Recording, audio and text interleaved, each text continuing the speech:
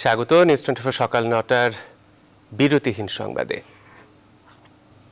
শিক্ষা প্রতিষ্ঠান খোলার সব প্রস্তুতি সেরে রেখেছে মন্ত্রণালয়, অপেক্ষা কেবল সরকারি সিদ্ধান্তের।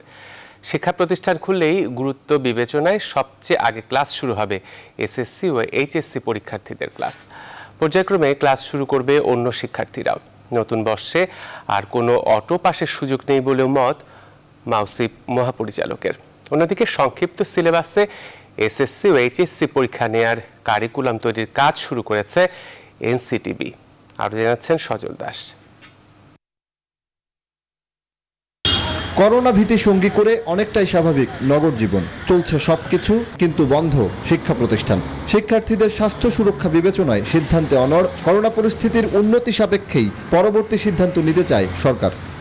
সার্বিক পরিস্থিতি যদি অনুকূলে থাকে তাহলে 2021 সালের জুন নাগাদ আশা করছি যে এসএসসি বা সমমান পরীক্ষা আমরা হয়তোবা গ্রহণ করতে পারবো। তবে শিক্ষা প্রতিষ্ঠান খোলার সব প্রস্তুতি সেরেছে মন্ত্রণালয়। এরই মধ্যে ক্লাস শুরুর ম্যাপিং সম্পন্ন করেছে মাধ্যমিক ও উচ্চশিক্ষা অধিদপ্তর। বলছে গুরুত্ব বিবেচনায় প্রথমেই এসএসসি ও এইচএসসি শিক্ষার্থীদের ক্লাস শুরু হবে। আমাদের যে স্বাস্থ্যবিধি মানার যে নীতিমালা, সেটাও দু একদিনের মধ্যে আমাদের চূড়ান্ত হয়ে যাবে। ফলে আমরা সেই প্রস্তুতিটা নিয়ে রাখছি যে সিচুয়েশনটা একটু ফেভারেবল আসা মাত্রই যেন আমরা স্কুলগুলো খুলতে পারি। এসএসসি এবং এইচএসসি পরীক্ষার্থীদেরকে আমরা একটু প্রায়োরিটি দেব, অর্থাৎ তারা যেন ফুল সুইং এ ক্লাসটা করতে পারে শুরু থেকে, সেই ব্যবস্থাটা করার চেষ্টা করব। পর্যায়ক্রমে ক্লাস শুরু করবে নবম, অষ্টম, সপ্তম ও ষষ্ঠ শ্রেণীর শিক্ষার্থীরা। নতুন শিক্ষাবর্ষে অটো পাসের আর কোনো সুযোগ নেই বলেও মত মাউসি মহাপরিচালকের। বাকি যারা আছেন তাদেরকে প্রথম অবস্থায় হয়তো একটু স্প্লিট করে ভাগে ভাগে তাদেরকে শিক্ষা প্রতিষ্ঠানে এনে ফেস টু ফেস ক্লাস দেওয়ার ব্যবস্থাটা আমরা করব। আমরা তাদের জন্য অটো পাসের ব্যবস্থা করব না। এদিকে আসন্ন এসএসসি ও এইচএসসি পরীক্ষার কারিকুলাম সংক্ষিপ্তকরণের কাজ শুরু করেছে জাতীয় শিক্ষাক্রম ও পাঠ্যপুস্তক বোর্ড।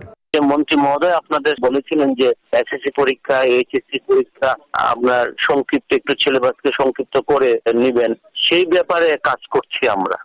নতুন শিক্ষাবর্ষে কিভাবে ক্লাস হবে, কেমন হবে কারিকুলাম, এসব বিষয়ে সব প্রস্তুতি নিয়ে রাখছে মন্ত্রণালয়। এখন অপেক্ষা সরকারের চূড়ান্ত সিদ্ধান্তের। সজল দাস, নিউজ 24, ঢাকা। গত এক দশকেরও বেশি সময় ধরে ওষুধ উৎপাদন ও রপ্তানিতে বড় সাফল্য দেখিয়েছে বাংলাদেশ।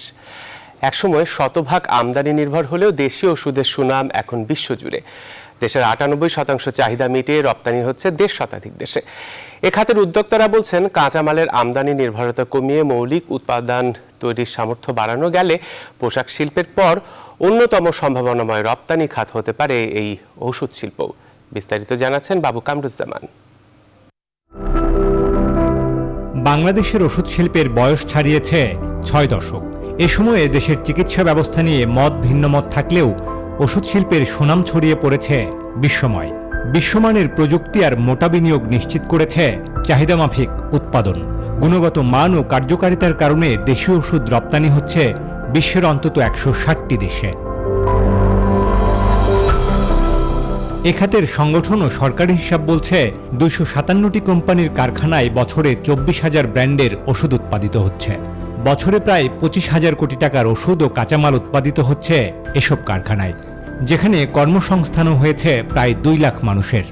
বাংলাদেশ থেকে ওষুধ আমেরিকাতে, অস্ট্রেলিয়াতে, জার্মানিতে, ইউকেতে, আয়ারল্যান্ডে, এই সমস্ত দেশেও রপ্তানি শুরু হয়েছে।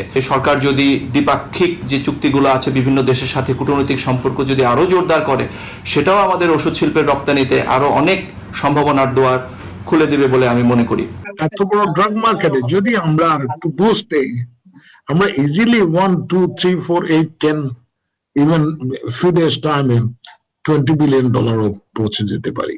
এই ড্রাগটা পৌঁছে গেলে আমাদের সিঙ্গেল আইটেমের উপরে, এক্সপোর্টের উপরে কান্ট্রির ডিপেন্ডেন্সটা ওইভাবে থাকবে না। অভ্যন্তরীণ চাহিদার 98% পূরণ করছে দেশীয় ওষুধ। প্রতি বছর এ খাতের গড় প্রবৃদ্ধি অন্তত 15%। গত এক দশকে বিশ্বের বহু আন্তর্জাতিক সংস্থার কাছে দেশীয় ওষুধ শিল্পের স্বীকৃতি মিললেও এ শিল্পের কাঁচামালের চাহিদা মেটাতে অন্যতম ভরসা এখনও আমদানি। তাই আগামী দিনে মৌলিক উপাদান তৈরিতে স্বনির্ভর হওয়ার তাগিদ দিচ্ছেন সংশ্লিষ্টরা। আমরা যদি নিজেদের কাঁচামাল দেশের ভেতরে নিজেরাই তৈরি করতে পারি, সেটা আমাদের জন্য রপ্তানিতে আরো অনেক সুফল বয়ে আনবে।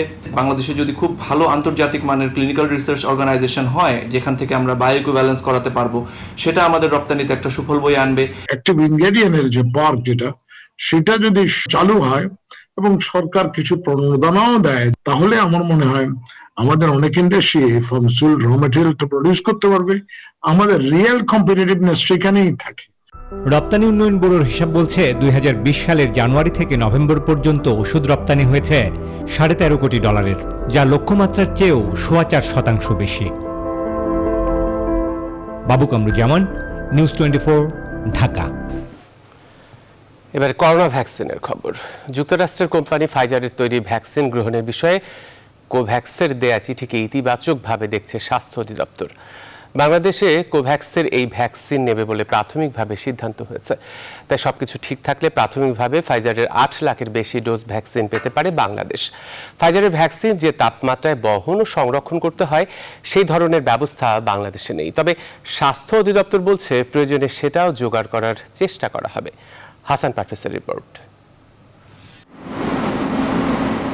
বিশ্ব স্বাস্থ্য সংস্থা, গ্যাভি এবং সংক্রামক রোগের ভ্যাকসিন তৈরির জন্য আন্তর্জাতিক সহযোগিতামূলক সংস্থা সিপিআই এর নেতৃত্বে করোনা ভাইরাসের ভ্যাকসিন সংগ্রহ, সংরক্ষণ ও বিতরণের জন্য কোভ্যাক্স প্ল্যাটফর্ম গড়ে উঠেছে।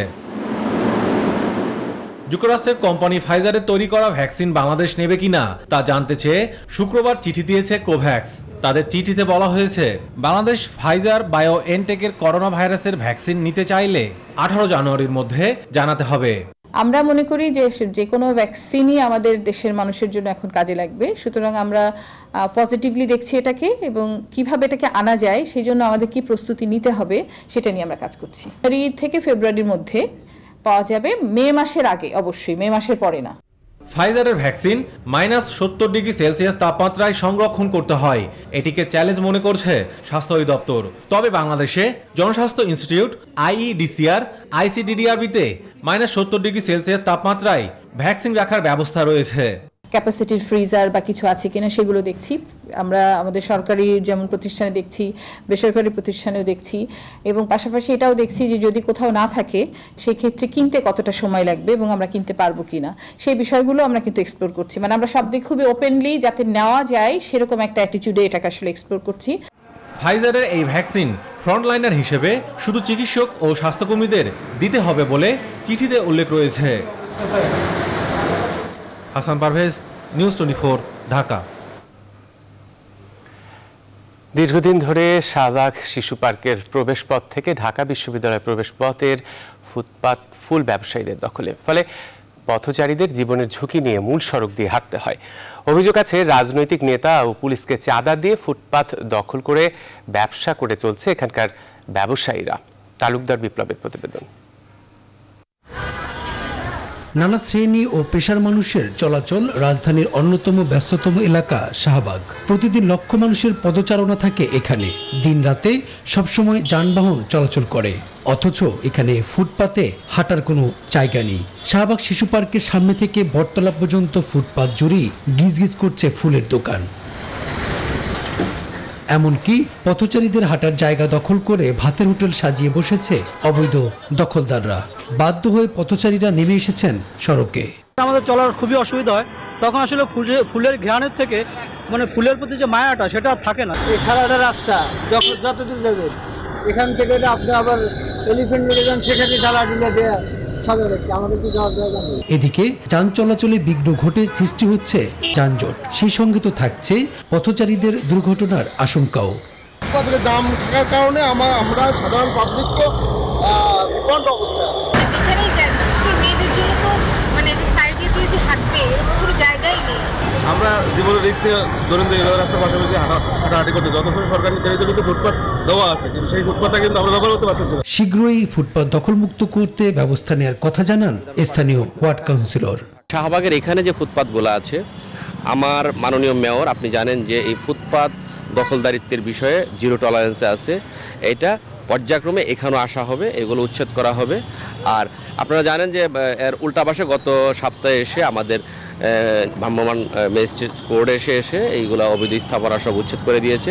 শাহবাগ শিশু পার্ক থেকে ঢাকা বিশ্ববিদ্যালয়ের প্রবেশ পথে ফুটপাত দখল করে আছে প্রায় অর্ধশতাধিক ফুলের দোকান।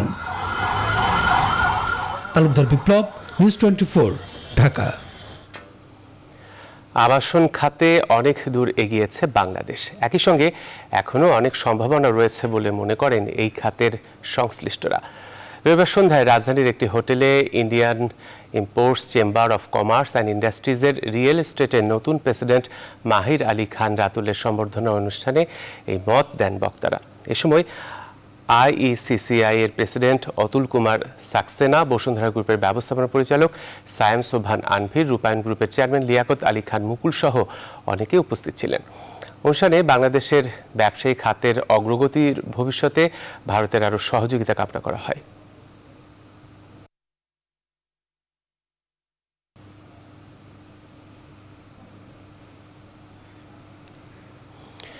সামাজিক যোগাযোগ মাধ্যম ও তথ্য প্রযুক্তি ব্যবহার করে মাস্টারমাইন্ড স্কুলের ও লেভেলের শিক্ষার্থী আনুশকা নূর আমিনের হত্যাকাণ্ড তদন্ত করছে পুলিশ।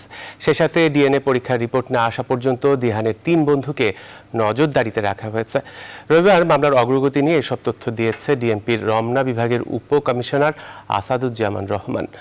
ফারদিন ইফতেখার দিহানের সঙ্গে 2 মাস আগে থেকে আনুশকার সম্পর্ক ছিল বলে তথ্য পাওয়া গেছে বলেও জানান তিনি। বিস্তারিত মৌ খন্দকারের রিপোর্টে। আনুশকা হত্যাকাণ্ডের ঘটনায় একজনকে আসামি করা নিয়ে দ্বিধায় পরিবার। দিহানের বয়স কমিয়ে দেওয়া হয়েছে বলেও সন্দেহ তাদের। আগে থেকে দিহানের সাথে কোনো সম্পর্ক ছিল না বলেও দাবি পরিবারটির। তবে সামাজিক যোগাযোগ মাধ্যম ও তথ্য প্রযুক্তি ব্যবহার করে প্রাথমিক তদন্তের পর পুলিশ বলছে গেল নভেম্বর থেকে দুজনের মধ্যে প্রেমের সম্পর্ক চলছিল। আর হাসপাতালের দেয়া তথ্যের ভিত্তিতেই মামলায় নিহতের বয়স প্রাথমিকভাবে নথিভুক্ত করা হয়েছে। সোশ্যাল মিডিয়ার ক্ষেত্রে আপনার ফেসবুক মেসেঞ্জার ব্যবহার করে তারা কার সাথে কথোপকথন করছে এবং কতটা পরিমাণ করছে সেগুলো তো আমরা সেগুলো অ্যানালাইসিস করছি এবং এগুলো অ্যানালাইসিস করে দেখা যায় যে তাদের যোগাযোগটা বেশ সময় ধরেই চলছে। আটক দিহানের 3 বন্ধুকে জিজ্ঞাসাবাদ শেষে ছেড়ে দেওয়া হলেও পুলিশের নজরদারিতে রয়েছে তারা। ডিএনএ পরীক্ষায় তাদের সম্পৃক্ততা পেলে নেওয়া হবে ব্যবস্থা। মোবাইল তারা যে ব্যবহার করেছে সেই মোবাইলের লোকেশন বিবেচনা করে দেখা যায় তারা এইখানে ছিল এরকম আমরা প্রমাণ পাই নাই। যদি ফরেনসিক রিপোর্টে এরকম তথ্য আসে যে এখানে একাধিক ব্যক্তি ছিল তাহলে অন্য যারা আছে তারা দ্রুততার সাথে আইন আমলে আসবে এবং তাদের সর্বোচ্চ পানিশমেন্টের নিশ্চয়তা আমরা বিধান করব। কারাগারে থাকা আসামি দিহানের পক্ষে এখনো কোনো আইনজীবী নিয়োগ করেনি তার পরিবার। বৃহস্পতিবার গ্রুপ স্টাডির কথা বলে কলাবাগানে বন্ধুর বাড়িতে গিয়ে রক্তক্ষরণে মৃত্যু হয় আনুশকা নূর আমিনের। ওই দিনই ধর্ষণের পর হত্যার অভিযোগে দিহানের বিরুদ্ধে মামলা করে আনুশকার পরিবার। মৌ খন্দকার, নিউজ 24, ঢাকা। এবারে অন্যান্য সংবাদ। অভিযোগ আর পাল্টা অভিযোগের মধ্যে জমজমাট চট্টগ্রাম সিটি কর্পোরেশন নির্বাচনের প্রচারণা। পোস্টার ব্যানার ছিঁড়ে ফেলা সহ গাড়ি ভাঙচুরের অভিযোগ তুলেছেন বিএনপির মেয়র প্রার্থী ডাক্তার শাহাদাত হোসেন। আওয়ামী লীগের মেয়র প্রার্থী রেজাউল করিমও পাল্টা অভিযোগ করেন। এদিকে প্রার্থীদের আচরণবিধি মেনে চলার আহ্বান নির্বাচন কমিশনের। চট্টগ্রাম থেকে নয়ন বড়ুয়া জয়ের পাঠানো তথ্যচিত্রে দেখুন ডেস্ক রিপোর্ট। প্রতীক বরাদ্দের পর থেকে মেয়র প্রার্থী সহ কাউন্সিলর প্রার্থীরা প্রচারণায় ভোটারদের মন জয়ের চেষ্টা চালিয়ে যাচ্ছেন। রোববার বিএনপির মেয়র প্রার্থী অভিযোগ করেন পোস্টার ব্যানার ছিঁড়ে ফেলা সহ প্রচারণায় গাড়ি ভাঙচুরের। আমাদের উচ্ছ্বাসে বিতে হয়ে তারা বিভিন্ন জায়গায় আমাদের মাইক ভাঙচুর সহ ট্যাক্সি ভাঙচুর সহ কর্মীদের গায়ে হাত দিচ্ছে। আমরা তাদেরকে বলছি ভদ্র আচরণ করার জন্য। বিএনপির প্রার্থীর অভিযোগকে প্রত্যাখ্যান করে পাল্টা অভিযোগ করেছেন আওয়ামী লীগের মেয়র প্রার্থী। আমি নাম উল্লেখ করে বলছি নাসিমেন ভবনের সামনে আমার পোস্টারগুলো ছিঁড়ে ওরা স্তূপ করে রাখছে। ওনারা তো নালিশি পার্টি, ওরা একটা ক্ষয়িষ্ণু পার্টি, ওরা এখন দুবন্ত তরি। আর সিটি নির্বাচনের আচরণবিধি মেনে চলার আহ্বান জানিয়েছে নির্বাচন কমিশন। প্রার্থীরা তাদের প্রচারণার ক্ষেত্রে এখনো পর্যন্ত তেমন কোনো অভিযোগ আসে নাই, তবে বিএনপির প্রার্থীর পক্ষ থেকে একটি অভিযোগ এসেছে যেটি ইতিমধ্যেই আমরা ব্যবস্থা গ্রহণ করেছি। এবারের সিটি নির্বাচনে আচরণবিধি দেখভালের 14 জন ম্যাজিস্ট্রেট দায়িত্বে রয়েছেন বলেও জানান ইসি। Desk report, news 24। দেশের 61টি পৌরসভায় সাধারণ নির্বাচন আগামী 16 জানুয়ারি। দ্বিতীয় ধাপে অনুষ্ঠিত হতে যাওয়া পৌর নির্বাচনকে কেন্দ্র করে কিশোরগঞ্জের কুলিয়ারচর ও দিনাজপুরের বীরগঞ্জে জমে উঠেছে প্রচারণা। ভোটারদের দ্বারে দ্বারে যাচ্ছেন প্রার্থীরা, দিচ্ছেন উন্নয়নের নানা প্রতিশ্রুতি। প্রথমবারের মতো 2 পৌরসভাতেই ভোট হবে ইভিএমে। নির্বাচন আয়োজনে সার্বিক প্রস্তুতির কথা জানিয়েছেন নির্বাচন কমিশনার। টিটু দাস ও ফখরুল হাসান পলাশের পাঠানো তথ্যচিত্রে ডেস্ক রিপোর্ট। 1999 সালে প্রতিষ্ঠার পর থেকে ঐতিহ্যবাহী ইচ্ছা পরিবারের সদস্যরাই আওয়ামী লীগের হয়ে কিশোরগঞ্জের কুলিয়ারচর পৌরসভায় নেতৃত্ব দিয়ে আসছেন। এবারই প্রথম পরিবারটির বাইরে সৈয়দ হাসান সরওয়ার মোহসিন মেয়র পদে আওয়ামী লীগের মনোনয়ন পেয়েছেন। কুলিয়ারচর পৌরসভার যে সমস্ত অসম্পূর্ণ কাজ উন্নয়নমূলক রয়ে গেছে বাকি, এগুলো সম্পন্ন করার জন্য আমাকে নির্বাচিত করবে আমি মনে করি। জনগণ ভোট কেন্দ্রে আসতে পারলে জয় সুনিশ্চিত বলছেন বিএনপির মেয়র প্রার্থী নুরুল মিল্লাত। শান্তিপূর্ণভাবে যদি নির্বাচন হয়, আমার বিশ্বাস যে এলাকার জনগণ অতীতেও আমার জয়যুক্ত করছে, আগামী দিনও জয়যুক্ত করবে। 9টি ওয়ার্ডের সাধারণ কাউন্সিলর পদে 41 জন ও সংরক্ষিত মহিলা কাউন্সিলর পদে 12 জন প্রতিদ্বন্দ্বিতা করছেন। 25,000 ভোটারের এই পৌরসভায় প্রথমবারের মতো ভোট হবে ইভিএমে। প্রথমবার আমাদের ইভিএমে ভোট হচ্ছে, যাতে ভোটার সচেতন হয় এ বিষয়ে আমরা পর্যাপ্ত ব্যবস্থা গ্রহণ করব। পৌর নির্বাচন ঘিরে দিনাজপুরের বীরগঞ্জে চলছে জমজমাট প্রচারণা। ভোটারদের দ্বারে দ্বারে যাচ্ছেন প্রার্থীরা, দিচ্ছেন উন্নয়নের নানা প্রতিশ্রুতি। বি শ্রেণী থেকে এই শ্রেণীকে, এই পৌরসভাকে আমরা উন্নতি করব। জনগণের পাশে আমরা গিয়ে মানুষের সুখ দুঃখের কথা বলতে পারবো এবং উন্নয়ন করতে পারবো। বিএনপির নির্বাচনী ফিল্ড খুবই সন্তোষজনক, আর আমরা এখানে সুষ্ঠু নির্বাচন আশা করি। বিগত দিনে যে নির্বাচনে আমি পৌরসভায় এসেছি মোবাইল মার্কা নিয়ে, আমাকে জনগণ বিপুল ভোট দিয়েছে, এবারও আমাকে বিপুল ভোট দিয়ে জয়যুক্ত করবে। কমিশন বলছে শান্তিপূর্ণ নির্বাচন আয়োজনে সার্বিক প্রস্তুতি নেওয়া হয়েছে। ইভিএম নিয়ে দুশ্চিন্তার কারণ নেই। ইতিমধ্যে সকল প্রস্তুতি সম্পন্ন করেছি। আমরা সুন্দর সুষ্ঠু ভোট আমরা অনুষ্ঠিত করতে পারবো বলে বিশ্বাস করি, যেমন আমরা ফুলবাড়িতে পেরেছি। 16 জানুয়ারি অনুষ্ঠিত হতে যাওয়া বীরগঞ্জ পৌরসভা নির্বাচনে 9টি ওয়ার্ডে 40 জন কাউন্সিলর প্রার্থী ও সংরক্ষিত মহিলা কাউন্সিলর পদে 13 জন প্রতিদ্বন্দ্বিতা করছেন। Desk report, news 24। আর এই ছিল এখনকার নিউজ 24 এর বিরতিহীন সংবাদে সাথে থাকায় সবাইকে ধন্যবাদ।